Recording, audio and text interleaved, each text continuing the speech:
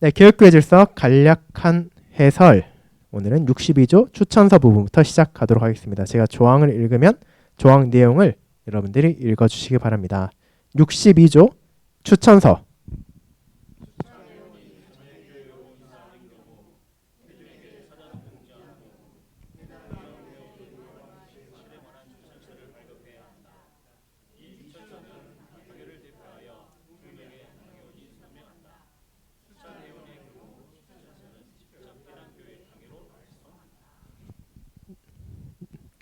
교회 질서 비교. 이 조항은 이전 교회 질서 82조 권징 관련 부분에서 이곳으로 이동되었습니다. 또한 1983년 글로벌 대일 총회에서 비수찬 회원에 대한 규정을 추가하였습니다.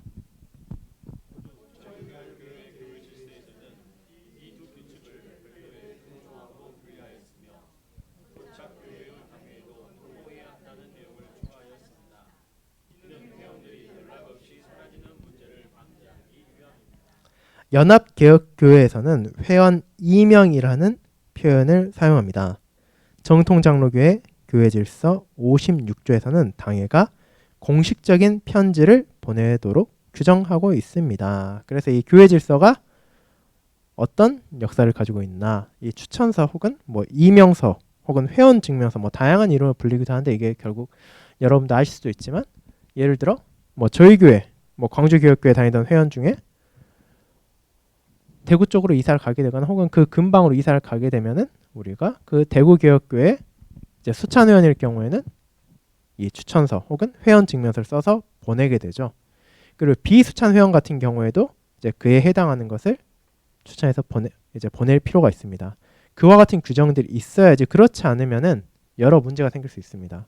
그리고 이제 호주 자유교역교회 같은 경우에는 이 교회 질서에 추가로 도착 교회의 당회도 통보해야 한다는 내용도 들어있다는 거죠. 왜냐하면은 예를 들어 정말로 이쪽 교회 당회에서 그 회원증명서를 쓰지 않았는데 그것을 누군가가 위조를 하거나 해서 그쪽 당회에 가져다 자신이 가게 될 교회 당회에 가두고, 아, 이 사람이 정말 이 교회에 왔구나 하는 잘못된 일이 있을 수 있기 때문에, 혹은 그 내용이 변조되거나 문제가 생길 여지가 있기 때문에 먼저 그것을 그 사람에게 줘서 보내지만 동시에 그쪽 교회 당회에도, 도착할 교회에도 지금 우리 교회 회원 누구누구가 이러이러한 사정으로 인해 그쪽 지역으로 이사 가게 되었고 그쪽 교회 회원이 될 수 있도록 회원 증명서를 보냈다라는 내용을 알려주어야 된다는 것을 보여주고 있습니다. 그리고 이제 정통 장로교회 같은 경우에는 이제 당회가 공식적인 편지를 보내도록 조금 다른 부분이 있는 거죠.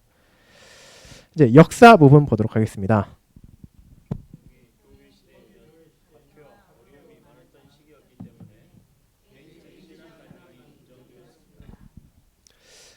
자, 이 내용이 무엇이냐? 이제 정말로 잘 아시겠지만 초대교회 시절, 로마의 박해가 있는 시절 같은 경우에는 개인적인 신앙관계 인증, 즉 누군가 내가 이 교회에서 왔습니다라고 뭐 공식적인 문서가 없다 하더라도, 그 사람이 제가 이러이러한 일이 있었고 이쪽에서 신앙생활을 했는데 여러 가지 핍박으로 인해서 지금 이쪽으로 오게 되었습니다라고 하면은 그 교회에서 이제 당연히 그 사람을 신뢰하고 받아주는 그런 모습이 있었다는 겁니다. 그런데 그 당시에도 어떤 일이 있었는가라는 것을 우리가 보게 되죠. 그러나 거지와 떠돌이들이 이 시스템을 악용하여 겉으로 경건한 이야기를 만들어 돈을 받으려는 사례가 많아졌습니다. 오늘날에도 이러한 일이 발생하며 일부 교회들은 정책을 마련하여 금전 지원 시 반드시 청구서가 있어야 하거나 음식 또는 연료 바우처를 제공하는 방식으로 운영하고 있습니다. 그래서 이거는 이제 어떻게 보면 추천서와 이제 회원 증명서 약간은 이제 다른 이야기일 수도 있었는데, 이게 어떻게 연결되는가? 이제 그렇게 개인적인 신앙 간증만으로 이제 사람을 받아들일 경우에 어떤 사람이 내가 정말로 이렇게 경건한 사람의 신실한 사람인데 뭐 박해로 인해 뭐 집을 잃고 뭐 가정을 잃고 뭐 돈을 잃고 뭐 이렇게 어려운 상황에 처해 있습니다라고 하면은 당연히 그 받는 교회에서 그 사람을 돕고자 하지 않겠습니까? 근데 이제 그게 거짓으로 오용되는 경우가 많았기 때문에 이제 이런 경우를 막기 위해서 이제 추천서가 혹은 회원 증명서가 발급이 되게 되었고, 오늘날에도 이런 일이 있을 경우에는 실제 돈을 준다기보다는 이제 다른 방식으로 지원하고 있다라는 겁니다. 이제 뭐 대표적으로 저도 이제 캐나다 해밀턴에 있을 때 해밀턴 시내 이제 스트리트 라이트라고 해가지고 이제 가로등이죠. 가로등 교회라고 해서 이제 그 시내 안에서 도시 선교를 하는 교회가 있었습니다. 근데 우리는 이제 시내라고 생각하면은 더 돈이 많고 더 부자인 사람들이 산다고 생각하는데 이제 그 캐나다 특히 해밀턴 같은 경우에 좀 특이해서 시내 같은 경우에는 오히려 반쯤 슬럼가처럼 되어 있었습니다. 그 시내 쪽에는 이제 가난한 사람들 혹은 뭐 마약을 하거나 이런 사람들도 많이 있고 오히려 더 시내에서 버스를 타고 올라가면 산 위쪽에 어퍼에어를 하는데 그쪽에 이제 오히려 좀 중산층이나 좀 안정적으로 사는 주거지에 있었는데 그래서 그 시내에 있다 보니까 거기 교회에는 또 여러 가지 어려움을 가진 사람들이 오기도 하고 또 도움을 요청하기도 하는데 그 교회에서도 실제로 그 사람들에게 그 목사님과 대화를 하면 이제 급한 경우에 돈을 주기도 하는데 그것은 정말로 많이 주는 게 아니라 정말로 약간의 돈을 주고 실제로는 뭐 버스 티켓을 준다든지 아니면 먹을 것을 준다든지 그런 현물을 줌으로써 그 사람들이 실제로 도움을 받도록 왜냐면은 그런 사람들에게 돈이 가게 되면은 결국은 또 약을 사거나 혹은 술을 사거나 하는 식으로 혹은 뭐 담배를 사거나 해서 더 안 좋은 방향으로 갈 수 있기 때문에 또 다른 방식으로 그 사람들을 돕고 있었습니다. 네, 또 이런 것과도 연결이 되어 있다는 거죠.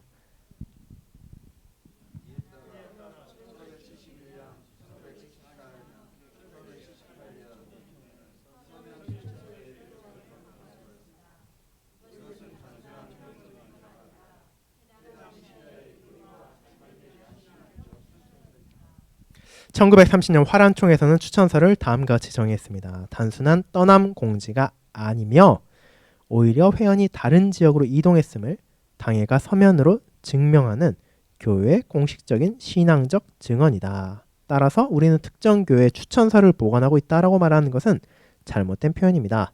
우리는 그 교회의 회원인 것입니다. 그래서 이제 이 부분을 좀 알아야 될 필요가 있다는 거죠. 지금 예전 같은 경우에는 요즘에는 그렇게 하는 교회가 거의 안 남아 있는 걸로 알고 있는데 예전에는 교회 안에서 교부록이었나 어쨌든 해가지고 교회 회원들에 대한 이제 정보를 이제 기입하는 그런 양식 같은 게 있었습니다. 이제 그래서 지금은 그러지 않는데 예전에는 뭐 정말로 이름, 뭐 주소, 뭐 주민등록번호까지 뭐 예전 거에 보면 있더라고요. 그 과거에 예전 뭐 80년대 90년대 그런 양식을 보게 되면 이제 그런 식으로 그 사람들의 이제 정보를 갖고 있는 거죠. 사실 그것만 봐도 이 사람 수찬 회원이니까 이 수찬 회원으로서의 증명을 이렇게 하는구나 라고 생각하고 이게 회원 증명서 생각할 수 있는데 그거를 다른 교회 갈 때 이제 이거 가져가십시오 하고 주는 게 회원 증명서가 아니라는 겁니다. 회원 증명서는 그렇게 그 사람이 그냥 단순히 일반적인 정보들 뭐 이름, 나이, 주소, 전화번호 이런 걸 적은 게 아니라 그 사람들이 실제적으로 어떤 삶을 살아가고 있는지 그 사람이 정말로 교리와 행동에 있어서 합당한 사람인 것인지를 한 교회가 그 사람이 이동하는 교회로 보증해 주는 것입니다.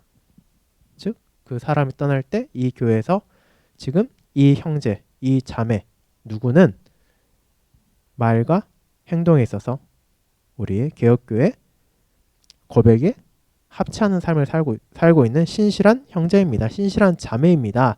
그렇기 때문에 지금 이 형제 자매를 그 교회 회원으로 받아주시기 바랍니다. 라고 그 사람의 신앙적인 고백을 보증하는 거죠.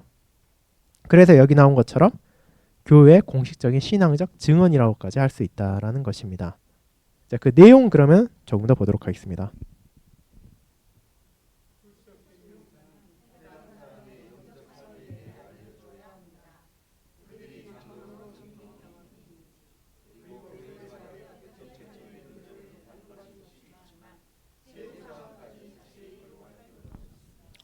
출석 증명서는 투명하게 공개되어야 하며 이를 받는 사람이 그 내용에 대해 알고 있어야 합니다.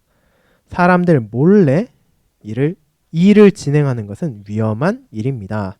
한 목회자가 다른 목회자에게 전화를 걸어 추가 정보를 제공하는 방식은 피해야 합니다.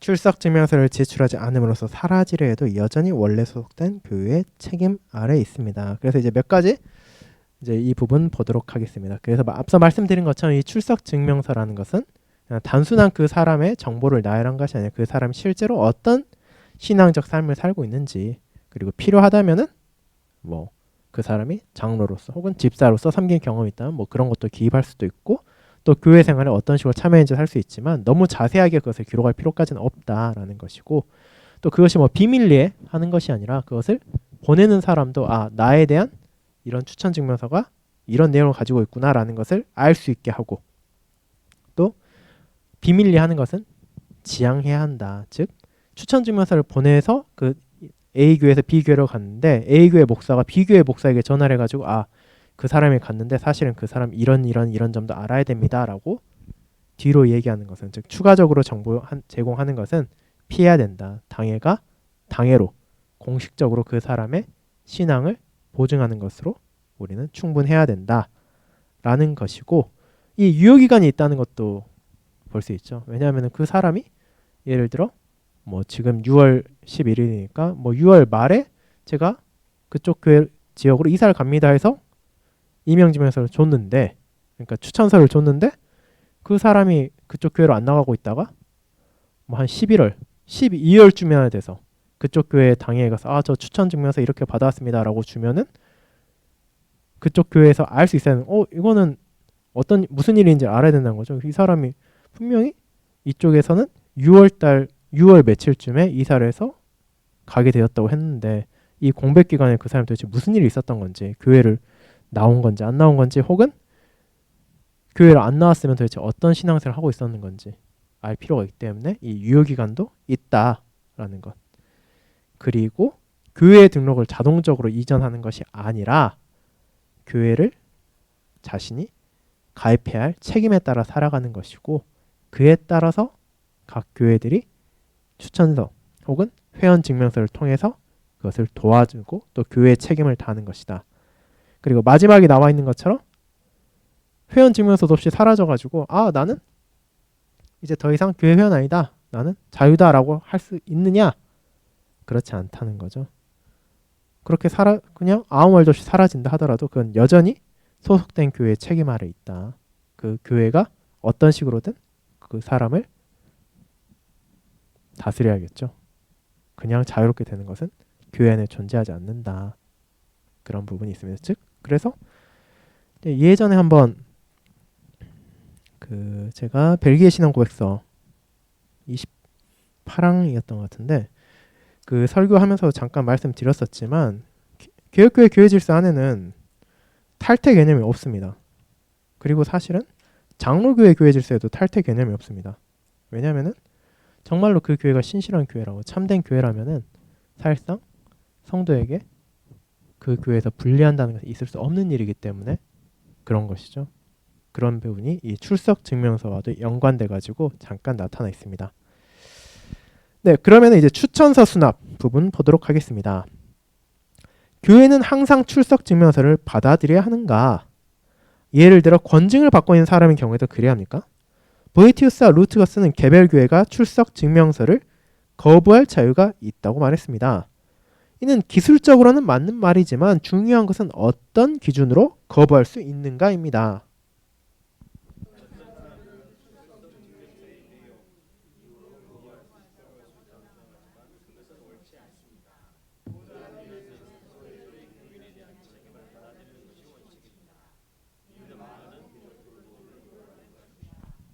출석 증명서를 거부할 수 있는 유일한 경우는 교단 내 신뢰가 깨졌을 때, 즉 다른 교회를 신실한 교회로 신뢰할 수 없을 때입니다.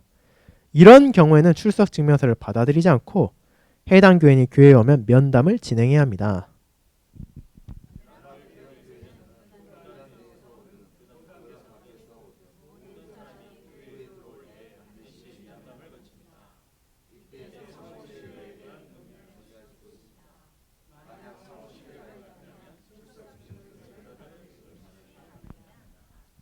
권증 중인 사람에게 출석 증명서를 발급할 수 있습니까? 어떤 사람들은 권증을 시작한 당회가 먼저 권증을 끝내야 한다고 주장합니다.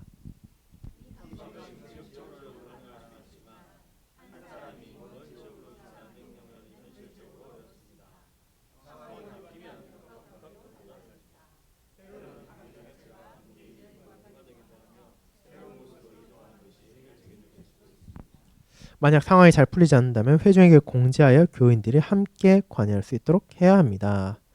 그래서 이 부분에서 어떤 얘기가 나오냐 한다면, 그럼 일반적으로 이런 경우가 거의 있지 않는데, 예를 들어서 뭐 학업 때문에 원래는 뭐 광주에 그 뭐 모든 터전이 있는데, 뭐 학업이나 뭐 일의 경우로 인해서 뭐 6개월 혹은 뭐 대학생을 뭐 한 4년 뭐 이런 식으로 다른 지역에 가 있다 생각해 보시기 바랍니다. 근데 그 사람은 갈 때부터 여기에서 기간이 끝나면 다시 돌아올 거를 양쪽 교회 다 알고 있습니다. 그런데 그 기간이 거의 끝나갈 무렵에 그 사람이 이제 옮겨진 교회에서 권징을 받게 된다면, 무언가 잘못을 저질러서 권징을 받게 된다면, 이제 그 사람이 어쨌든 간에 권징 중에 있지만 있을 수 있는 기간은 끝났는데 그 권징이 끝날 때까지 그 교회에 속해 있어야 되는가, 혹은 그 권징 중이지만 그 권징 중이라는 사실까지 포함해서 다시 원래 교회로 와야 되는가, 이런 경우에 그 교회가 다시 그 사람을 받아들일 것인가 혹은 거부할 수 있는가, 여러 가지 논의가 있다는 것이죠. 다만 현실적으로는 이제 그 사람이 실제로 그렇게 이사를 가거나 했을 때 그것을 이쪽 교회에서 당신 권징 중이니까 우리 교회 못 떠난다라고 할 수는 어렵다라는 것입니다. 그래서 이런 부분 같은 경우에 좀 논의가 필요하지만, 이 권징 중인 경우에도 이런 사람이 이동하게 될 때 그것을 그냥 그런 일 있구나 하면서 없었던 일로 하고 우리 교회 받는다, 이런 것이 아니라 세심하게 교회 질서에 따라 살펴볼 필요가 있다라는 내용이 여기 담겨 있습니다. 네, 이제 98쪽에 나와 있는 기독교 권징 부분 보도록 하겠습니다. 저희 교회 질서에서도 동일하게 66조 812쪽에 나와 있는 부분에 교회 권징이 포함되어 있습니다. 제가 66조 조항을 읽으면은 조항 내용을 여러분들이 읽어주시기 바랍니다. 기독교 권징 66조 성격과 목적.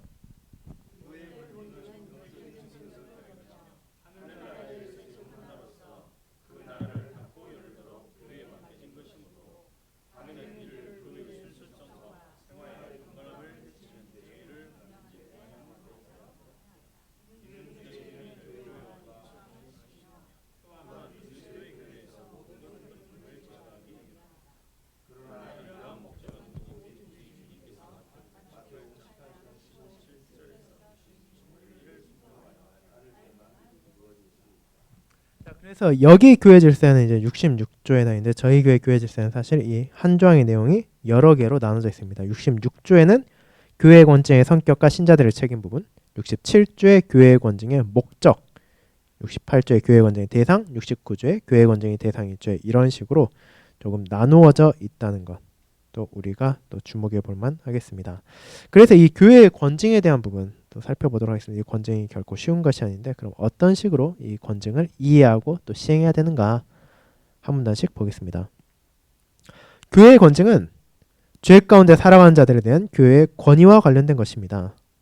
이는 교인들과 직분자들 모두에게 적용됩니다. 밖에 있는 사람들은 하나님이 심판하시려니와 이 악한 사람은 너희 중에서 내쫓으라. 장로에 대한 고발은 두세 증인이 없으면 받지 말 것이요, 범죄한 자들을 모든 사람 앞에서 꾸짖어 나머지 사람들로 두려워하게 하라. 내 형제들아, 너희는 선생된 우리가 더 큰 심판을 받을 줄 알고 선생이 많이 되지 말라.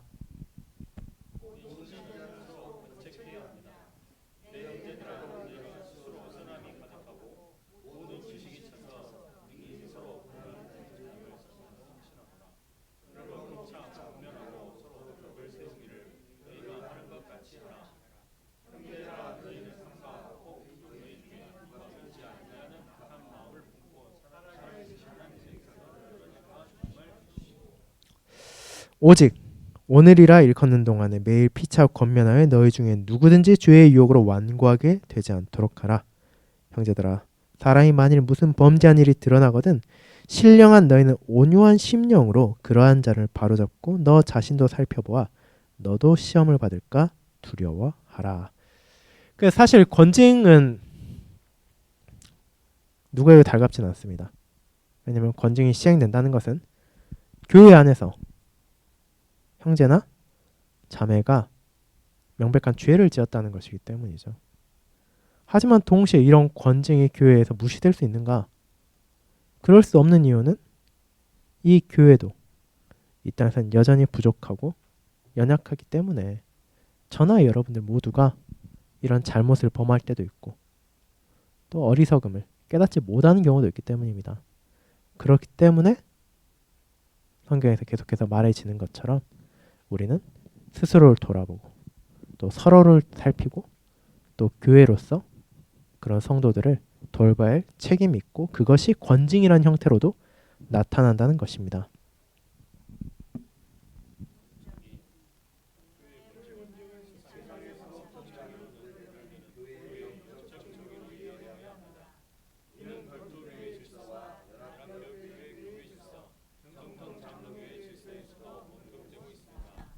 영적 정의와 세속적 정의의 차이점은 영적 정의에서는 죄를 뉘우치고 회개할 때 완전한 회복이 이루어지지만 세속적 정의에서는 그렇지 않다는 것입니다. 또한 영적 정의는 중요한 목회적 요소를 포함하며 천국의 열쇠 중 하나로서 교회에 맡겨진 사역입니다. 이제 그래서 이 교회의 권징이 영적인 다스림이라는 것이 사실 중요하다는 겁니다. 이제 바울이 말한 것처럼 우리가 교회에 속하지 않은 세상 사람들이 죄를 범했다고 해서 교회가 권징하지 않죠.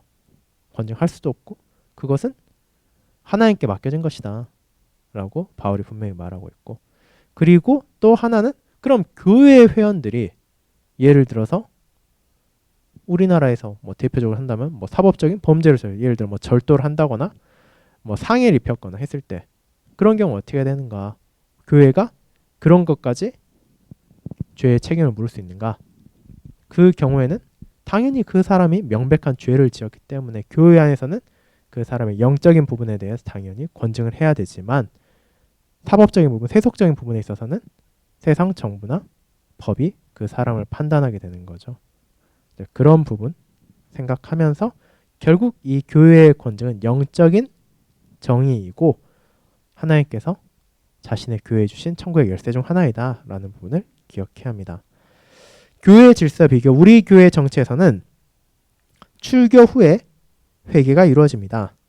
과거의 방식에서는 이 순서가 반대로 되어 있었는데 이는 권징의 궁극적인 목적이 회개임을 강조하기 위해서였습니다. 이제 이것은 교회 질서 순서에 약간의 변경이 차이가 있다라는 것을 보여줍니다. 하지만 어떤 순서에 있다 하더라도 교회의 권징 출교까지 이른다 하더라도 그 출교의 목적은 궁극적으로는 그 사람이 다시 돌이켜서 자신의 잘못을 깨닫고 돌아오도록 하는 것에 있다라는 것을 우리가 잊지 말아야겠습니다.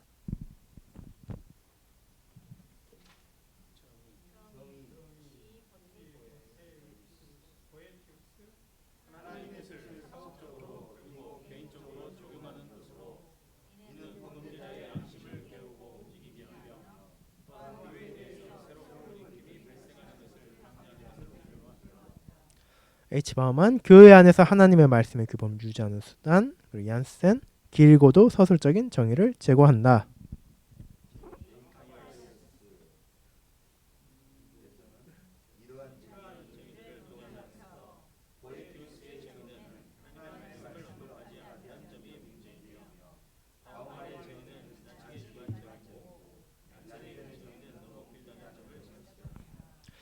캄파이어스가 제시하는 자신의 정의는 다음과 같다.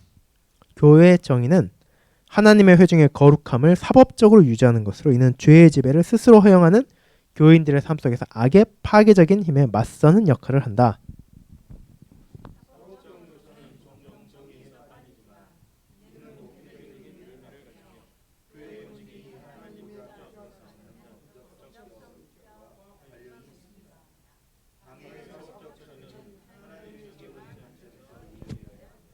자, 그래서 이제 권징을 할 때 권징이 사법적인 성격이 있다라는 것은 무엇인가? 결국 하나님의 뜻에 따라 즉 하나님의 법에 따라서 죄인을 상대하는 방식이기 때문에 그렇다라는 거죠.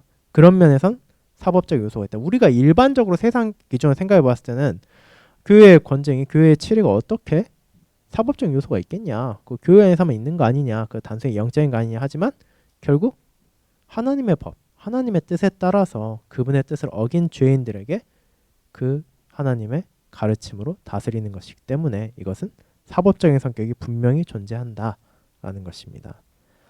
거룩함은 중요합니다. 베드로전서 1장 15, 16절 내가 거룩하니 너희도 거룩할지어다. 구약의 선지자들은 하나님의 거룩함을 지키기 위해 싸웠습니다.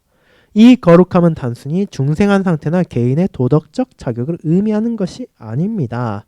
거룩함은 그리스도 안에서 주어지며 믿음을 통해 받는 것입니다. 히브리어 카도시는 두 가지 의미를 포함합니다. 부정한 것과 정결한 것을 구별하는 역할, 하나님의 영광에 참여하는 것을 의미입니다. 즉 거룩함과도 관련이 있다는 거죠. 분명히 하나님께서는 거룩하신 하나님이신데 거기에서 끝나는 것이 아니라 하나님께서 자기 백성으로 부르신 이들에게 너희도 거룩해야 된다라고 알려주셨기 때문에 교회 안에서 거룩함을 유지하기 위해 이 교회적 권징이 필요하다라는 부분입니다.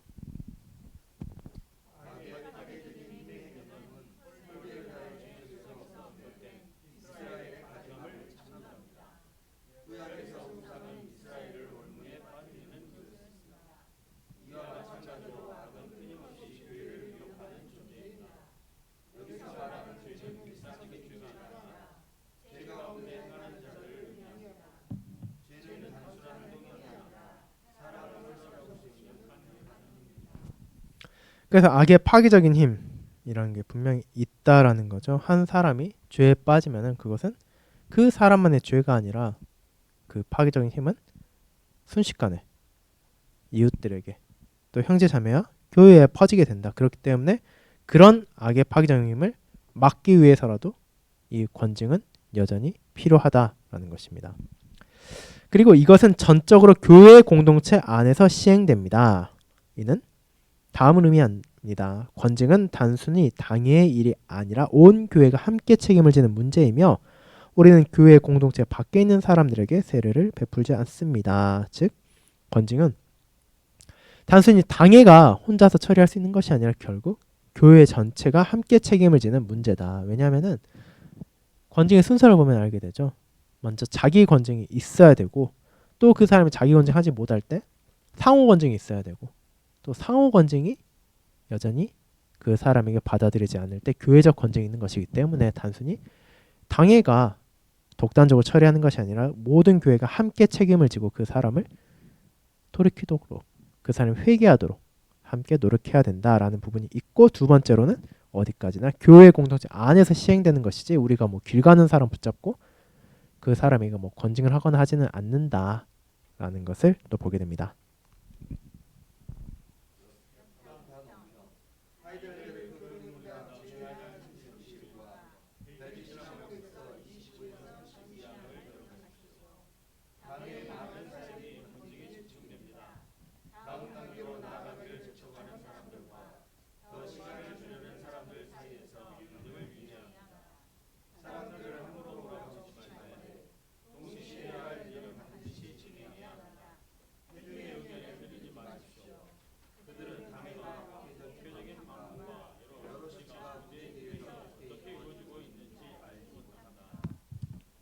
자, 그래서 여기에서 보듯이 뭐 교리입니다 31주도 그렇고 벨기에 신앙법에서 29항에 32항도 그렇고 사실 권징에 대한 부분이 많이 나오는데 우리 교회 질서에도 권징에 대한 부분이 생각보다 굉장히 길다는 걸 알게 됩니다.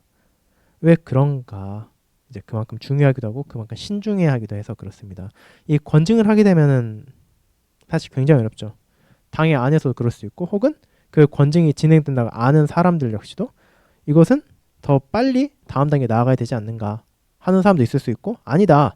더 시간을 주고 그 사람이 돌이킬 수 있어야 된다라는 사람도 있어야 된다는 겁니다. 그렇기 때문에 그런 두 가지 의견이 항상 나올 수밖에 없는데 그 안에서 균형을 잡고 하나하나 해야 할 일을 할 필요가 있고 당 회중의 의견에 이것이 너무 흔들려서는 안 된다라는 것도 포함되어 있습니다. 즉 성도들의 의견을 무시하라는 것이 아니라 아무리 회중들이 어떤 의견을 말한다 하더라도 정말로 필요한 일이라면은 우리가 그 시간에 맞춰서 혹은 과정에 맞춰서 하나하나 해 나가야 된다. 결국 이것이 얼마나 엄중한지를 또 기억하고 그리고 이제 권징 과정이 있을 때 당연히 회중이 알게 되는 것은 특히 공적인 당회의 권징이 진행되면은 그 회중들이 이제 주보에서 광고를 하게 되죠. 공적인 이제 당회의 권증이 시작되었을 때, 그리고 당회의 권증이 진행되었을 때 몇 차례 광고하는 게, 이제 그 광고는 알고 있지만 그 뒤에서 당회가 어떻게 하는지를 사실 회중들이 다 알 수는 없고 또 그것을 알릴 필요도 없기 때문에 그것을 모르는 사람들의 의견을 너무 흔들려서는 안 된다. 당회는 하나님의 뜻에 따라서 이 권증을 신중하되 단호하게 진행해 나가야 된다라는 것입니다. 이제 역사적 배경을 보도록 하겠습니다. 교회 권증에 관한 조항은 1568년 베젤 회의까지 거슬러 올라갑니다. 16세기 총회들은 권증 문제를 자주 다루었으며 이는 교회에서 매우 중요한 사안이었습니다. 이러한 전통은 칼빈이 권증의 중요성을 강조한 데서 비롯되었습니다. 제네바에서는 시민 당국이 교회의 권증을 담당했지만 칼빈은 교회가 직접 권증을 시행해야 한다고 주장했습니다. 반면 루터와 츠빙글레는 권증을 국가의 역할에 두는 것에 더 익숙했습니다. 그래서 역사적으로 본다면은 이 권증을 누가 행하냐에 대한 것도 상당한 논쟁이 되었다는 겁니다. 왜냐하면은 지금은 이게 너무나 당연한 거죠. 교회 일에 뭐 국가가 뭐 경찰이 혹은 뭐 형사 혹은 뭐 판사나 검사가 뭐 개입을 하진 않고 교회 일은 당연히 교회에서 처리되는 것이 당연하다 생각하지만 과거에는 교회가 지금처럼 종교와 정치가 그렇게 엄밀하게 구분되지도 않았고 한 지역 사는 사람은 다 동일한 소위 말하는 뭐 교단에 속해 있는 교회를 다녔죠. 예를 들어 당시 종교개혁 시대 루터교 같은 경우에는 독일 지역에 사는 사람들 같은 대부분 그 지배자들이 루터교를 믿었기 때문에 다 루터교 다녔고 이제 뭐 로마교 지역 같은 경우에는 다 성당 다니고 있었고 그러다 보니까 이제 교회의 권증 역시도 국가가 개입하는 경우가 많이 있었다. 이것이 완전히 분리된 것은 사실 상당히 뒤의 일입니다. 왜 그렇냐면은 여러 가지로 복잡한 게 있죠. 그래서 이제 국가교회의 성격을 가지고 있을 때는 교회가 재정을 독자적으로 운영하는 것이 아니라 이제 국가가 예를 들어 공무원 대하는 것처럼 교회 목사에게 뭐 사택을 제공하고 일종의 임금을 지불하는 식으로 하기도 했고 또 그에 따라 당연히 뭐 회의에 있어서나 혹은 뭐 이런 권증에 있어서나 영향력을 가지고 있었던 경우도 있었습니다. 그런 것들이 이제 점점 시간이 지나가면서 각자의 자리를 찾아가고 교회는 교회 일을 할 수 있도록 교회가 권증을 할 수 있도록 변경되어 갔었죠.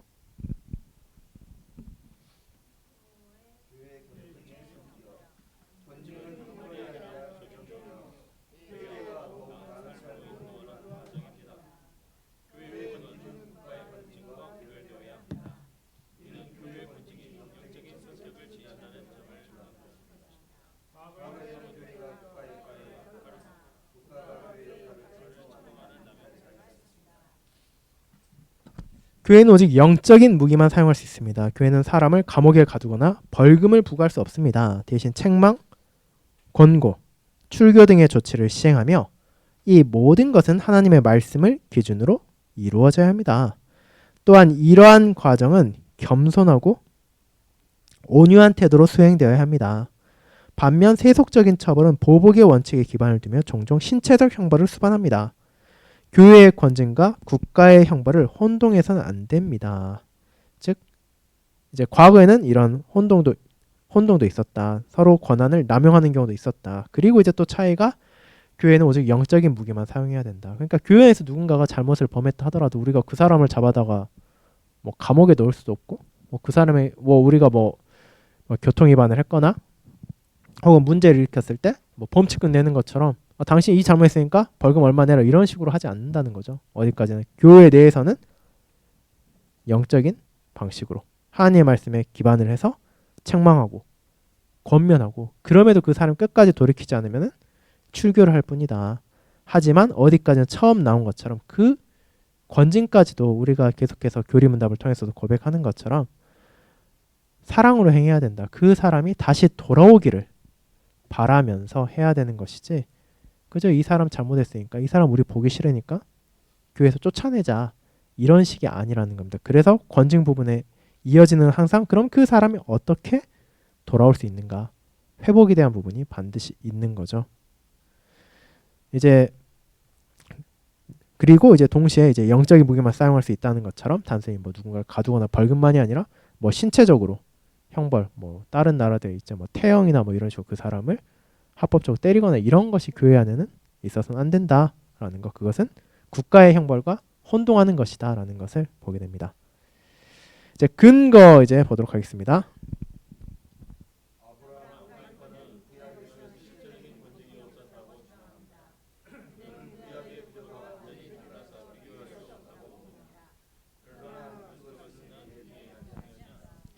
많은 신약 용어가 구약 배경을 가지고 있습니다. 예를 들어 고린도에서 5장에 나오는 악한 사람 내쫓으라는 표현도 신명기 13장 6절, 17장 7절 등의 구약 말씀을 참조하고 있습니다.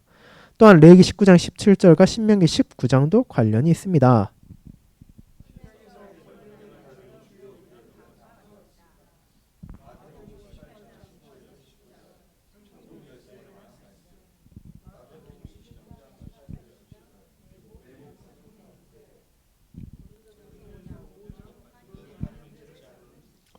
또한 권징과 간접적으로 관련된 구절들도 있습니다. 마태복음 7장 6절, 거룩한 것을 개에게 주지 말며 너희 진주를 돼지 앞에 던지지 말라.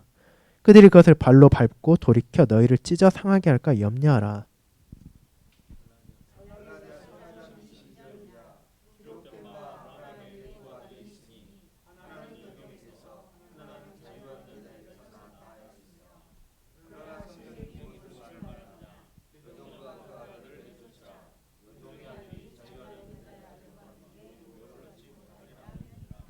그리고 디도 3장 10절, 데살로니가후서 3장 6절, 그리고 14, 15절이 이를 다루고 있습니다. 교부들은 교회의 권징을 광범위하게 논의하였으며 초기 교회 공예애들은 교회를 순결하게 유지하는 유일한 수단으로 권징을 고려하였습니다. 그래서 아니 구약에는 실제로 권징 없었다라고 말하는 사람도 있지만 또 그렇게만 볼 수는 없다라고 하는 입장도 있다라는 거. 이것은 당연히 신학적인 논쟁이 있긴 하지만 그럼에도 우리가 구약 성경에서 볼 수 있는 것들을 보면은 이제 가장 큰 차이가 있죠.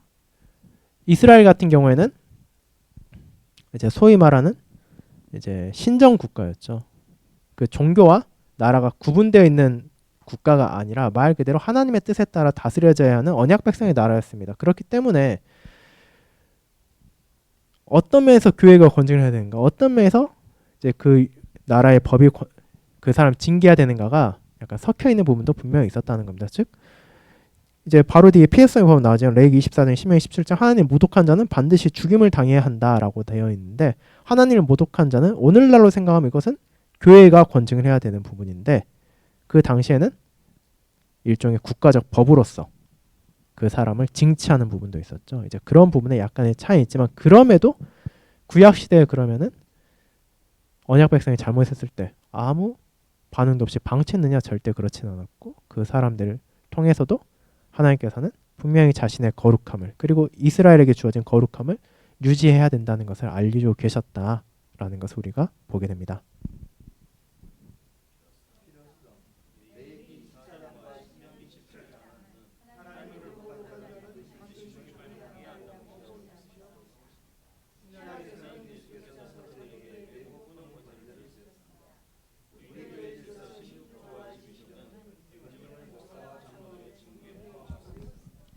칼빈의 기독교 사권에서 교회의 권징의 세 가지 이유를 제시합니다. 하나님의 명예가 모독되지 않도록 하기 위함, 하나님의 회중이 더럽혀지지 않도록 하기 위함, 죄인이 회개하도록 하기 위함.